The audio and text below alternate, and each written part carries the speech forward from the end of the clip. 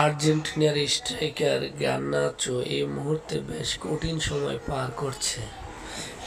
Eric ten হ্যাগের আমলে man ইউনাইটেডে ছিল এক নক্ষত্রের একজন গুরুত্বপূর্ণ সদস্য হয়ে ওঠেন গার্নাচো। প্রতিটি ম্যাচে ছিল তার দুর্দান্ত পারফরম্যান্স, বল রিসিভ, বল কন্ট্রোলিং ছিল অসাধারণ।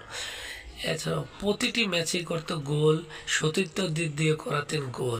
রবেন আমরিনের আমলে ম্যান ইউনাইটেডের অবস্থা ইপিএল 15 নম্বর অবস্থানে থেকে শেষ করায় নতুন মৌসুমে নতুনভাবে গোছাচ্ছেন দল।